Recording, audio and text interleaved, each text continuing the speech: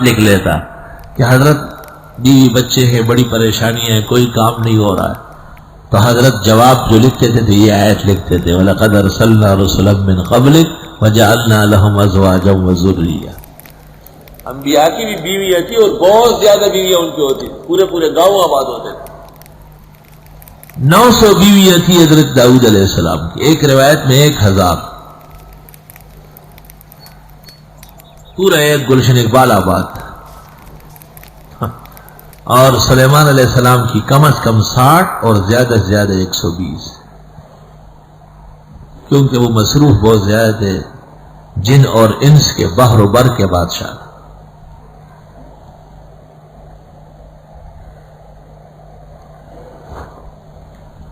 داؤد علیہ السلام نے اللہ تعالیٰ کو شکایت کی، خداوند تعالیٰ بیویاں زیادہ ہے اور صحت کمزور ہو رہی ہے۔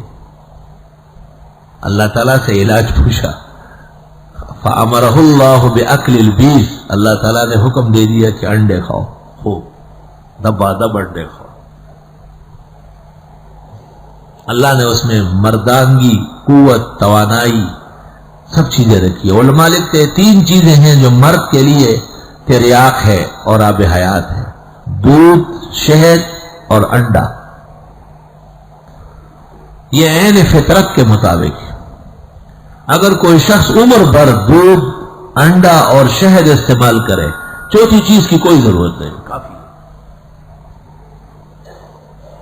اور الطب النبوی میں شمس الدین ذہبی نے لکھا ہے کہ جس کو انڈا، دودھ اور شہد راست آتا ہے وہ خدا کا شکر کرے، بڑی نعمت ہے، اور جس کو راست نہیں آتا فَلْيَتَحَيَّأْ لِمَوْتِهِ، وہ موت کی تیاری کر لے۔ معلوم ہوتا ہے کہ ملک الموت اس کے کندھے پہ ہاتھ رکھ کے گیا ہے کہ ٹھہرو میں آ رہا ہوں۔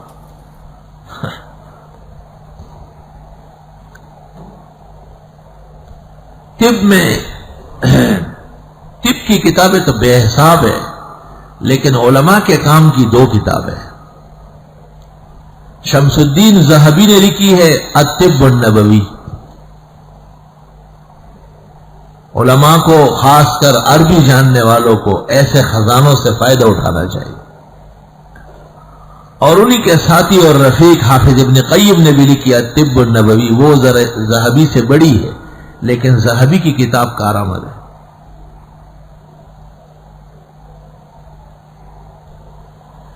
اور جلال الدین سیوطی رحمت اللہ علیہ نے ایک کتاب جمع کی ہے مجربات پہ، اس کا نام ہے رحمت الامہ فی الطب والحکمہ۔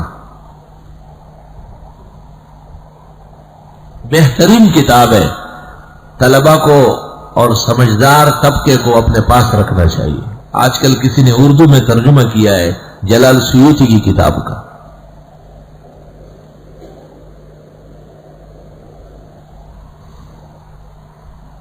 اس میں خاص کر جو بیٹے کا نسخہ لکھا ہے، یعنی اذا لاقى امرأته فإنه علمه بعد التدابیر اذا عمل به یولد له ذکر، وهذا عجیب۔ بالخصوص وہ تدابیر جو انہوں نے ذکور کے لیے تعلیم کی ہے،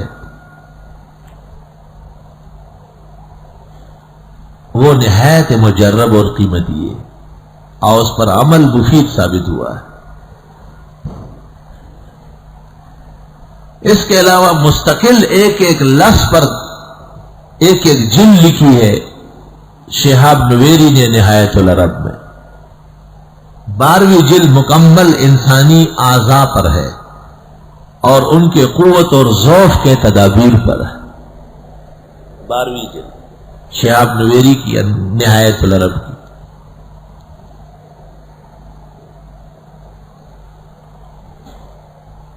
اللہ